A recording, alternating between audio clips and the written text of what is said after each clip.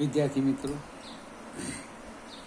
સ્થિત વિદ્યુત સ્થિતિમાન અને કેપેસિટન્સનો સ્વાધ્યાયનો 2.9મો એક્ઝામ્પલ.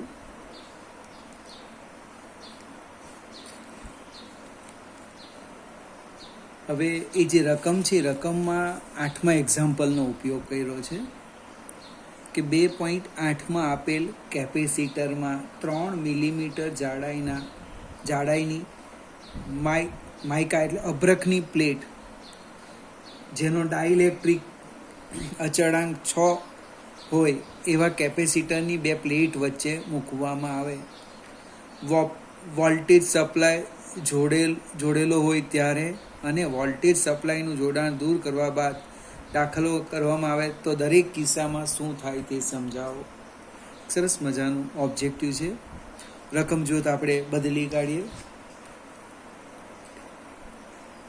17 પોઈન્ટ એટલે કે 18 પીએફ કેપેસિટન્સ ધરાવતા કેપેસિટરની બે પ્લેટ વચ્ચે 3 મિલીમીટર જાડાઈ અને 6 ડાઇલેક્ટ્રિક અચળાંક ધરાવતા પદાર્થને મૂકવામાં આવે તો પછી પેલા પ્રશ્ન લખી દેવાના. કહેવાનો અર્થ, તમને એક શૂન્ય અવકાશમાં, મુક્ત અવકાશમાં કેપેસિટન્સનું મૂલ્ય આપેલું છે 18 પીએફ.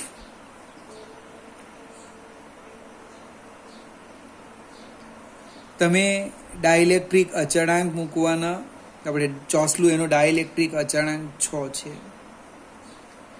બેટરી 100 વોલ્ટની છે.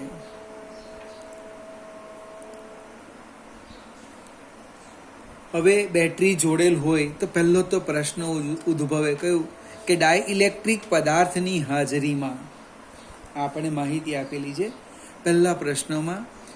સપ્લાય વોલ્ટેજ જોડેલો હોય ત્યારે, એટલે કે ડાઇલેક્ટ્રિક પદાર્થની હાજરીમાં કેપેસિટન્સ કેટલું થાય? તો કે કેપેસિટન્સ C ડેશ બરાબર કે C0 અથવા C બરાબર કે C0 જે લખે તે, એટલે 6 × 18 એટલે 18 ગુણ્યા 6 એટલે 108. એકમ આપણે રવા દઈએ પીએફ. કેપેસિટન્સમાં કે ગણો વધારો થાય. બીજો મુદ્દો લઈએ, વિદ્યુત ભાર કેટલો થાય? વિદ્યુત ભાર તો કે Q ડેશ બરાબર C ડેશ V. કેપેસિટન્સ બદલાઈ જાય છે. બને સૂત્ર ક્યાંથી આવ્યા? તો રફ કામ કરવાનું. C બરાબર Q બાય V, એનો અર્થ Q બરાબર CV.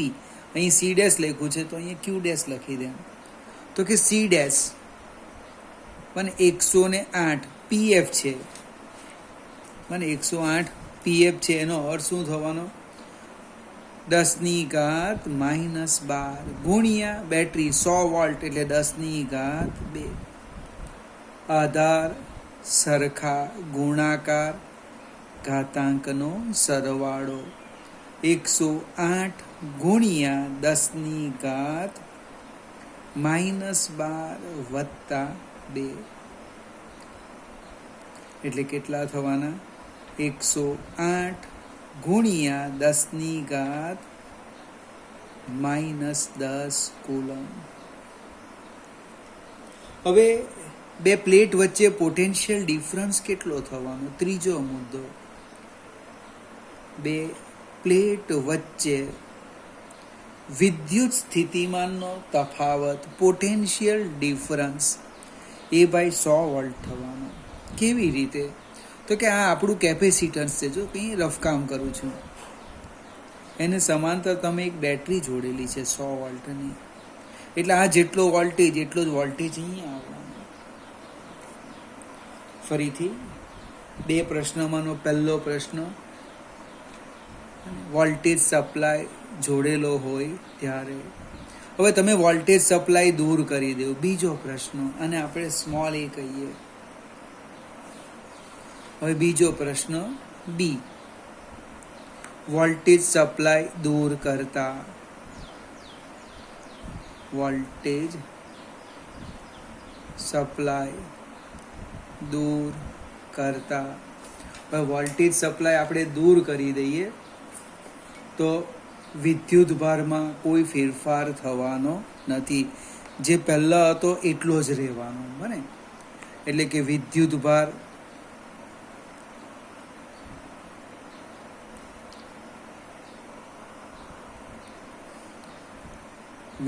ભાર હવે માધ્યમ ડાઇલેક્ટ્રિક લેવાનો હવાના હાજરીમાં, એટલે આપણે 2.8માં જે ગણ્યો હતો ને એટલો જ વિદ્યુત ભાર આવશે. કેટલો?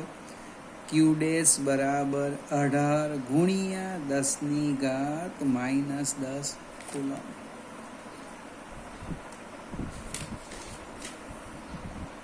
બેટરી એટલે વોલ્ટેજ સપ્લાય જો આપણે દૂર કરી દઈએ તો કેપેસિટરની બે પ્લેટ વચ્ચે વિદ્યુત ભાર, જ્યારે બે પ્લેટ વચ્ચે હવાનું માધ્યમ હતું ત્યારે જેટલો હતો એટલો જ આવશે. Q ડેશ બરાબર 18 ગુણ્યા 10⁻−10 કુલમ.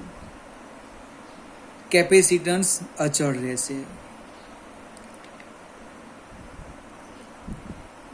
કેપેસિટન્સ અચળ રહેવાનું, જે હતું તે જ રહેવાનું.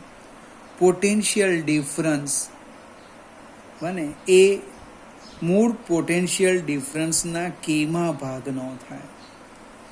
ડાઇલેક્ટ્રિક પદાર્થની હાજરીમાં વિદ્યુત ક્ષેત્ર કેટલું થાય? કેમાં ભાગનું. તેમ પોટેન્શિયલ ડિફરન્સ પણ કેમાં ભાગનો થવાનો. એનો અર્થ V બરાબર V0/6. V0 100 વોલ્ટ હતા, એટલે કે 100/6, જે આવે એ આપણો જવાબ. ફરીથી સરસ મજાનો ઓબ્જેક્ટિવ છે. ડાઇલેક્ટ્રિક પદાર્થ મૂકીએ આપણે અને બેટરી જોડવામાં આવે ત્યારની પરિસ્થિતિ અને બેટરી દૂર કરવામાં આવે ત્યારની પરિસ્થિતિમાં કેપેસિટન્સ, વિદ્યુતભાર અને પોટેન્શિયલ ડિફરન્સ. પોટેન્શિયલ ડિફરન્સ લખે એટલે વિદ્યુત ક્ષેત્ર પણ આવી જાય, કેમાં ભાગનું થાય. આગળ જઈએ, એક નાનું સરખું એક્ઝામ્પલ છે.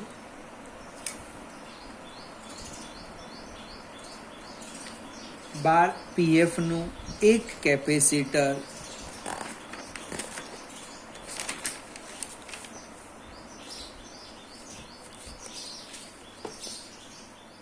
PF નું એક કેપેસિટર 50 વોલ્ટની બેટરી સાથે જોડેલું છે. કેપેસિટરમાં કેટલી સ્થિત વિદ્યુત ઉર્જા સંગ્રહ પામી હશે? 2.10. તમને સી આપ્યું છે, 1 માર્કનો ઓબ્જેક્ટિવ છે. 12 PF એટલે કે સી બરાબર 12 ગુણ્યા 10⁻−12 ફેરેડે. પોટેન્શિયલ ડિફરન્સ આપ્યો છે બેટરીનો 50 વોલ્ટ, અને વિદ્યુત ઉર્જા શોધવા કીધું. આપણી પાસે અલગ અલગ સૂત્રો છે, પણ સી અને વીને અનુરૂપ સૂત્ર લખીએ તો કે ઉર્જા બરાબર 1/2 CV². ઉર્જા બરાબર 1/2 CV². એટલે કેટલા થવાના? 1/2 સી 12 ગુણ્યા 10⁻−12 ગુણ્યા V², 50 ગુણ્યા 50. સાદું રૂપ આપીએ, 12/2 એટલે 6. 6 ગુણ્યા 50 ગુણ્યા 50 એટલે 15,000 થવાના.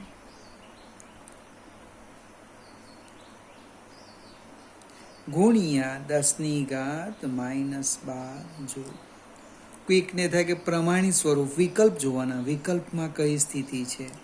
હાલમાં દશાંશ ચિહ્ન ક્યાં છે તો કે અહીંયા છે, આટલે એને આપણે ક્યાં લઈ જવાના, અહીંયા લેવાના. 1.5 કરવું છે ગુણ્યા 10⁻12.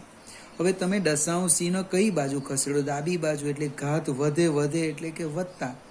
કેટલા એકમ તો કે 1 2 3 4 વત્તા 4, એટલે કે 1.5 into 10⁻8. જો 1.5 into 10⁻8. જો આગળ જઈએ, લગભગ સ્વાધ્યાયનો છેલ્લો એક્ઝામ્પલ 2.11.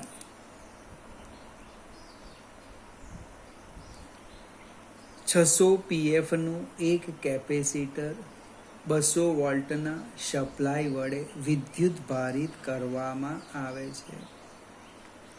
પછી તેનું સપ્લાય સાથેનું જોડાણ દૂર કરવામાં આવે છે અને બીજા વિદ્યુત ભારિત ન હોય તેવા 600 PF ના કેપેસિટર સાથે જોડવામાં આવે છે. આ પ્રક્રિયામાં કેટલી ઉર્જા ગુમાવાઈ હશે? લગભગ આ દાખલો ગણેલો છે, અજ્ઞાત રાશિ હતી. આ આપણે એક કેપેસિટર લઈ લઈએ સી, અને અહીંયા સપ્લાય વોલ્ટેજ લઈ લઈએ C1 લઈ લો. ચાલો C1 બરાબર C2 બંને સરખા જ છે, 600 PF. સપ્લાય વોલ્ટેજ છે V 200 વોલ્ટ. હવે પ્રારંભિક ઉર્જા લખી દઈએ, બને U1. તો હમણે સૂત્ર લખ્યું 1/2 C1 V². U1 બરાબર 1/2 C1 V², એટલે કે 1/2 C1 600 PF એટલે 600 ગુણ્યા 10⁻12. V² 200 ગુણ્યા 200. હવે આપણે આજે છે ને 10ની ઘાત લખીએ, 1 2 3 4 5 6. જો સમજાવ, આ 1 2 નીકળી જશે, 6 ગુણ્યા 2 એટલે 12 થવાના, ગુણ્યા 10⁻12 ગુણ્યા 10ની ઘાત કેટલા, તો જો મીંડા ગણી લો 1 2 3 4 5 6, એટલે અહીં લખી દઉં 6. આધાર સરખા ગુણાકાર ઘાતાંકનો સરવાળો, એટલે 12 ગુણ્યા 10⁻12 વત્તા 6, એટલે 12 ગુણ્યા 10⁻6 જૂલ. અને આટલી ઉર્જા એની પ્રારંભિક થવાની. હવે પરિસ્થિતિ શું થવાની, તો કે બેટરી તમે દૂર કરવાના, અને આ રીતના, અને એક વિદ્યુતભાર વિહીન કેપેસિટરને તેની સાથે આ રીતના જોડી દેવાના, આ C1 અને આ C2. આનો અર્થ શું થાય? આનો અર્થ એવો થાય કે C1 બરાબર C2, એટલે કે દરેક કેપેસિટર પર વિદ્યુતભાર કેવો થવાનો? Q/2. મેં Q શોધ્યા નથી, આપણે યાદ રાખો, વિદ્યુતભાર Q/2 થવાનો. તો કુલ ઉર્જા લખો, બને કુલ ઉર્જા, તો Q²/2C સૂત્રનો ઉપયોગ કરીએ તો કે U2 અંતિમ, બને Q/2 whole square by 2C plus Q/2 whole square by 2C. એટલે થવાનું શું? જો Q²/4 into 2C plus Q²/4 into 2C, બને 2નો વર્ગ 4, અંશમાં જે છેદ હોય છેદમાં આવે. આપણે અહીંયા 4 દુ 8 કરતા નથી, સાદું રૂપ આપીએ એટલે u2 થવાના. સમછેદી છે, twice q² by 4 into twice c. પણ q² અપન ટ્વાઇસ c એ તો u1 થવાના. q² upon twice c is equal to u1. આ u1 ઉર્જા આપી છે એટલે શું થવાનું? અંતિમ ઉર્જા u2 બરાબર 2 નીકળી જશે u1 બાય 2. u1 આપણી પાસે છે 12 ગુણ્યા 10⁻⁻6 ભાગ્યા 2 એટલે કેટલા આવવાના? 6 ઇન્ટુ 10⁻⁻6 જૂલ. પ્રશ્ન છે ઉર્જાનો તફાવત. ઉર્જાનો તફાવત મોટામાંથી નાનાને બાદ કરીએ, u1 માઇનસ u2 એટલે 12 ગુણ્યા 10⁻⁻6 માઇનસ 6 ઇન્ટુ 10⁻⁻6.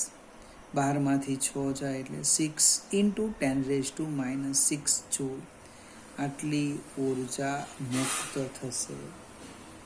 અંતિમ ઓછા પ્રારંભિક કરવાનું એટલે આટલી ઉર્જા ઘટી ગઈ. ઘટી મીન્સ એ મુક્ત થઈ. ફરીથી એક વખત, આપણી પાસે 2 સ્થિતિ હતી. અહીંયા એક 200 વોલ્ટની બેટરી જોડી દીધી, એની ઉર્જા શોધી કાઢી. હવે બેટરી દૂર કરીને બીજા એક કેપેસિટરને આ રીતના જોડ્યું. બંનેના મૂલ્ય સરખા છે. એનો અર્થ દરેક કેપેસિટર પર વિદ્યુત ભાર q/2 અડધો અડધો થઈ જશે. કુલ ઉર્જા શું થવાની? u2 બરાબર u1 પ્લસ u2. u1 એટલે q/2 whole square by twice c. કિંમત મૂકી, સાદું રૂપ આપ્યા. પણ અહીંયા q² બાય ટ્વાઇસ c એટલે શું? તો કે u1. જ્યારે કેપેસિટરની પ્લેટ પર વિદ્યુત ભાર q હતો તે સમયની ઉર્જા, એ કિંમત મૂકી દીધી અહીંયા. એટલે આટલા આવી ગયા. ઉર્જા ઘટી ગઈ એનો અર્થ મુક્ત થઈ. કેટલી? તો કે આટલી. ફરીથી વિદ્યાર્થી મિત્રો, વધારેના દાખલા છે એ પણ સમય મળે અને જેવી પરિસ્થિતિ હોય એને અનુરૂપ હું ગણાવીશ. ખૂબ મજાના છે. તમે પણ પ્રયત્ન કરજો. નહીં ખ્યાલ આવે તો હું સમજાવીશ. અહીંયા આપણે લગભગ બીજું ચેપ્ટર પૂરું થાય છે. આવતીકાલથી કે એકાદ દિવસ પછી આપણે ત્રીજા ચેપ્ટરની શરૂઆત કરીશું.